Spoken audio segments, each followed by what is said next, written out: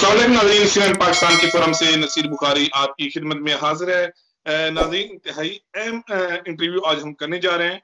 पाकिस्तान की तारीख में कल इंतहाई एक अहम फैसला होने जा रहा है। उस फैसले का आगे आने वाले जो इलेक्शन है, खासतौर पे जो डस्का इलेक्शन है, उस हवाले से क्या इम्पैक्ट होगा। फिर जो 3 मार्च को सेनेट इलेक्शन होने जा रहे हैं, उस हवाले से PTI वो किस हद तक जो है वो इस हवाले से कामयाब रहेगी। जरदारी साहब ने भी एक धमकी दी है कि अगर यूसुफ रज़ा गिलानी साहब जो हैं वो इलेक्ट हो जाते हैं तो फिर खान साहब की जो हुकूमत है वो खत्म हो जाएगी। फिर साथ साथ हम देखते हैं कि मरियम साहबा ने भी इंतहाई अहम जो है वो बयान दिया है। मरियम साहबा ने बोला है कि हो सकता है कि लॉन्ग मार्च की हमें जरूरत ना पड़े। इन तमाम तर सिचुएशन पे आज हमें यूके से इन तमाम इश्यूज पे गहरी नजर रखने वाले सीनियर सहाफी वकार मलिक साहब हमें ज्वाइन कर रहे हैं। वकार साहब, सबसे पहले तो बहुत शुक्रिया प्रोग्राम में पार्टिसिपेट करने के साथ। आपका भी बहुत शुक्रिया सर। पाकिस्तान की तारीख में कल इंतहाई अहम फैसला होने जा रहा है। सुप्रीम कोर्ट का जो 5 रुकनी बेंच है वो इस हवाले से कल अपनी राय देगा। आप इस जो कल का दिन पाकिस्तान की तारीख में किस नजर से देखते हैं? देखें, लगातार हम सब ने तकरीबन इस पे बात की है कि सुप्रीम कोर्ट को एक कोई शायद तारीखी फैसला दे देना चाहिए। बहुत सारे दोस्तों ने इसी तरह की तकरीबन बात की है। और शुरू में जब इस केस की समाअत हुई तो ऐसा ही लग रहा था कि शायद सुप्रीम कोर्ट सब कुछ जिस तरह से मतलब रिमार्क्स आ रहे थे, इलेक्शन कमीशन को जिस तरह आड़े हाथों लिया गया, ऐसे लग रहा था कि सुप्रीम कोर्ट तैयार बैठी है कि अब कुछ ना कुछ वो सॉलिड करेंगे। लेकिन आखिरी चंद दिनों में जिस तरह की समाअत हुई है और ये चीफ जस्टिस की तरफ से आया बयान कि जी हम जो आइन के ऊपर अगर ये इंतखाबात होने हैं तो फिर बात ही खत्म हो जाती है, यानी अगर आर्टिकल 226 पर ही होना है तो फिर बात खत्म हो जाती है। तो अब लोग फिर सोच रहे हैं कि शायद नहीं, वो उतना नहीं था कि वो जो सुप्रीम कोर्ट चाह रही थी कि इलेक्शन कमीशन को राय दे दे तो हम भी कुछ कर दें, और ये वो शायद बात उस तरह नहीं जा रही। लेकिन ये पाकिस्तान के लिए तारीखी दिन होगा। सुप्रीम कोर्ट पाकिस्तान की सबसे बड़ी अदालत है। सुप्रीम कोर्ट किसी भी मुल्क की हो उसके बारे में कहा जाता है कि वो फैसला गलत दे सकती है, लेकिन जो वो फैसला देगी वो हतमी होगा, आखिरी तस्वुर किया जाएगा। पाकिस्तान की तारीख में तारीख साज गलतियां हुई हैं। जुल्फकार अली भुट्टो को फांसी दी गई, फिर उस फैसले को गलत करार दिया गया बाद में, लेकिन उसके बाद आप देख लें कि अंजाम हो चुका। तो गलत फैसले भी आए हैं, मार्शल लॉ को तहफ्फुज दिया गया है, गलत फैसले इसी अदलिया से आए हैं।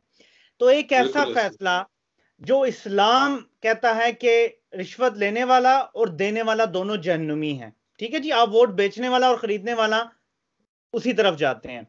तो जब सुप्रीम कोर्ट ने यह देखना है कि वो मुल्क जिसका दस्तूर ये कहता है कि इस्लाम के मुखालिफ कोई कानून नहीं होना चाहिए, और फिर अल्लाह का दीन हमें यह कहता है कि अगर कोई बुराई होती देखो और तुम ताकत रखो तो उसे हाथ से रोको, कम ताकत है तो जुबान से रोको, और अगर उससे भी कम है तो कम से कम दिल में बुरा जानो, लेकिन ये ईमान का सबसे कमजोर दर्जा होगा।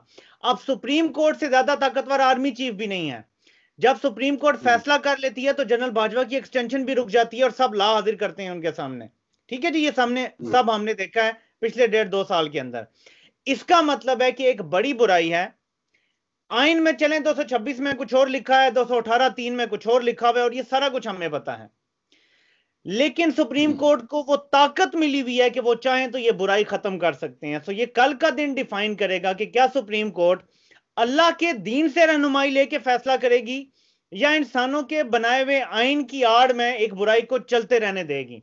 इस हिसाब से ये बड़ा ही इंपॉर्टेंट दिन है। लेकिन एक और चीज भी आती है कि हमारे जजेस ज़ाहिर इंसान है, हमारी तरह दबाव में आ जाते हैं। पनामा केस की हियरिंग के दौरान आपको पता है जजेस को धमकियां दी गई और वो रिपोर्ट भी होता रहा बाद में। किसी की गाड़ी को जो है वो एक्सीडेंट करवाने की कोशिश की जाती रही मोटरवेज पर और आगे पीछे।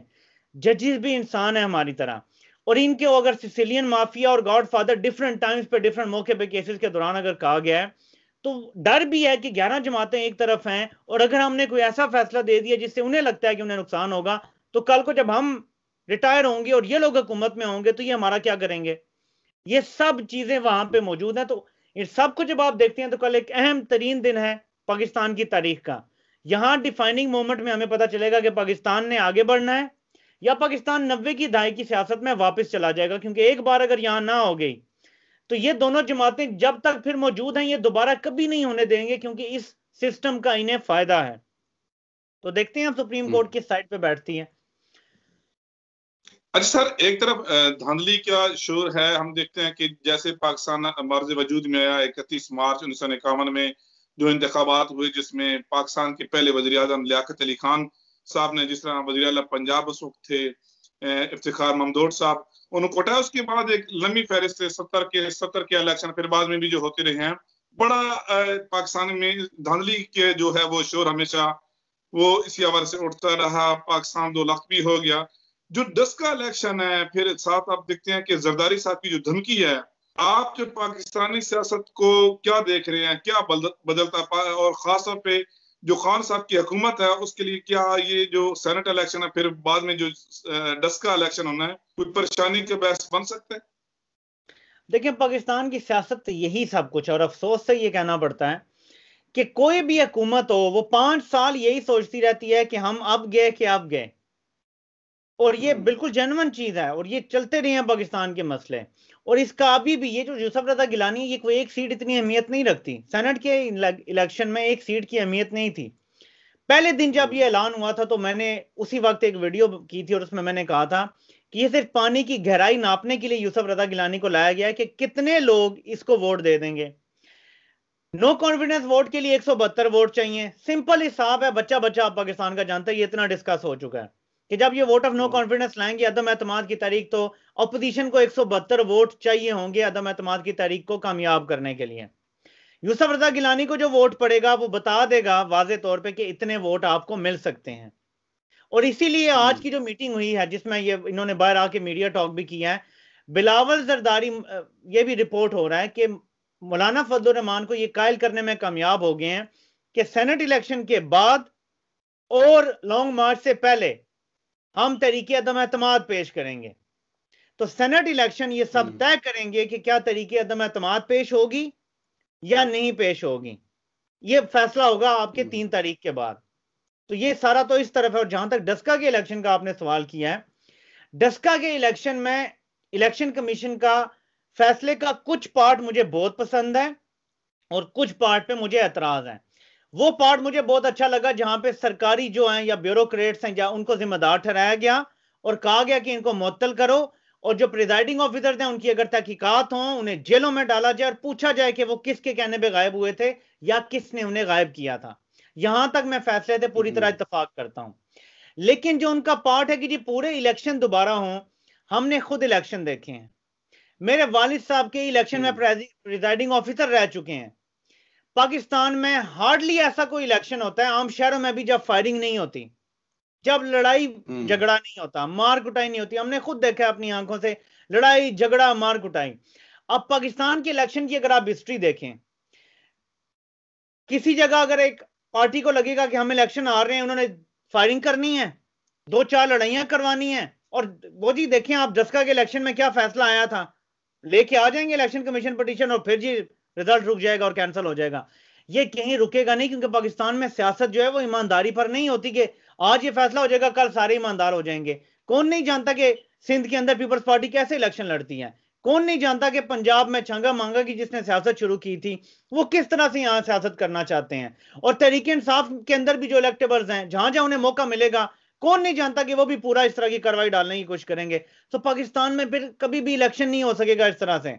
तो ये फैसले का पार्ट कम से कम मेरे लिए बहुत परेशान कुन है कि इलेक्शन कमीशन एक ऐसा प्रेसिडेंट सेट कर रहा है कि जिसके बाद कभी पाकिस्तान में कोई पार्टी इलेक्शन कबूल नहीं करेगी, और ये बड़ा मुश्किल हो जाएगा। तो अगर वो 23 हल्कों में दोबारा करवा देते, मेरे ख्याल में ये बेहतर उसका होता, क्योंकि 20 लोग अगर गुम हुए हैं और अपोजिशन 20 पोलिंग स्टेशन जिस तरह आप कह रहे हैं, बिल्कुल 20 या 23 में करवा दें, मसला हल हो जाता। क्योंकि उनकी पहली दरख्वास्त ही यही थी जो उन्होंने वहां आरओ के सामने बैठ के लिखी नून लीग ने, उस पर फैसला हो जाता। बल्कि आरओ को वहीं पे कर देना चाहिए था कि ठीक है जी, हम जो है वो नतीजा अनाउंस करते हैं, आप चले जाएं ट्रिब्यूनल पे, ट्रिब्यूनल जाते फैसला हो जाता। नतीजा भी रोक दिया, यानी ये खिलाफे कानून जा रहा है आरओ, और नतीजा रोक के बैठा। मैं नतीजा नहीं रोक सकता आरओ, नतीजा उसे देना चाहिए था, फिर आगे जाके फैसला होना चाहिए था कि हाँ जी आप दोबारा करवा लें या रीपोल करवा लें 23 में। तो ये दो इसके पार्ट हैं। पहला पार्ट अच्छा है, सजा होनी चाहिए लोगों को, लेकिन ये जो पूरे इलेक्शन की बात हो रही है, ये आंदा के तमाम इलेक्शन को तबाह कर देगा। अच्छा सर, आखिरी क्वेश्चन आपसे, हमजा शबाज से रिहा हो गए हैं, क्या देखते हैं आगे जो आने वाली सियासत है? नून लीग, जिस तरह शेख साहब भी आइंदा कह चुके हैं कि वो भी नून में से शीन निकलेगी, मीम निकलेगी, तो हमजा शहबाज को आप उसकी सियासत कैसे देख रहे हो? क्या मरियम साहबा क्या वो आगे कंटिन्यू करेंगी यानी प्राइम मिनिस्टर पाकिस्तान के लिए? देखिए, मरियम साहिबा की तो जब तक सजा खत्म नहीं होती प्राइम मिनिस्टर वाला तो फिलहाल ख्वाब ही है, लेकिन जो फैमिली के अंदर पॉलिटिक्स है, जाहिर है लड़ाई है, सबको पता है कि लड़ाई है, वाज़ेह है ये बात। आप इसमें एक दूसरे के बयानात से भी पता चलता है, सामने बेशक लोगों के फ्रंट ये रखा जाए जी कि हम लड़ाई नहीं कर रहे, लेकिन लड़ाई है, ये सबको साहब पता है और कि है। चौधरी मियां साहब का बयानिया अलग अलग। बिल्कुल, बयानिया तो चलें अलग है, लेकिन शहबाज शरीफ ने अपने बड़े भाई को उस तरह कभी धोखा नहीं दिया, लेकिन इनकी औलादें उस लेवल पे नहीं है, ये बात याद रखें। भाई बेशक आपस में इतने दूर नहीं होते कभी, शहबाज शरीफ हमेशा भाई के लिए कर लेते हैं मफामत और फिर भाई के लिए हमेशा से रस्ते। पिछली दफा भी ऐसे ही हुआ था, मुशर्रफ दौर में भी शहबाज शरीफ ने डील की थी। अभी भी आपको पता है कि शहबाज शरीफ ने वो टोपी पहन के तो नवाज शरीफ के बाहर जाने का इंतजाम किया। शहबाज शरीफ और नवाज शरीफ की हद तक ठीक है मामला, लेकिन जो नीचे औलाद है ना, ये इक्तदार की जंग है, ये थ्रोन पे बैठने की जंग है। इसमें मेरा नहीं ख्याल कि मरियम भी कंप्रोमाइज करेंगी या हमजा भी करेंगे, और स्पेशली हमजा जब भी ये बाहर जाते हैं, पिछले हमजा को गिरवी रखवा के चले जाते हैं, बाकी सारे बच्चे बाहर, हमजा इधर गिरवी होता है या जेल में होता है या उसको मुसीबत पड़ी होती है। अभी भी हमजा जो है सबसे ज्यादा जेल उसने काटी, यानी मरियम जिसको सजा होगी थी उसने इतनी जेल नहीं काटी। हमजा जिसका अभी केस चल रहा है वो मरियम से ज्यादा सजा काट के आ गया है। तो ये लड़ाई फैमिली में जो है वो नेचुरल सी बात है, ये होगी, इक्तदार की जंग जो है ये चल रही है। आने वाले दिन बड़े इंटरेस्टिंग होंगे इस हवाले से, पंजाब की सियासत में स्पेशली। जी बहुत शुक्रिया वकार मलिक साहब प्रोग्राम में पार्टिसिपेट करने का। नाजरीन आज के लिए बस इतना ही। आपका मेजबान नसीर बुखारी पाकिस्तान की फिल्म से आपसे इजाजत चाहता है। अपना ख्याल रखिएगा। खुदा हाफिज।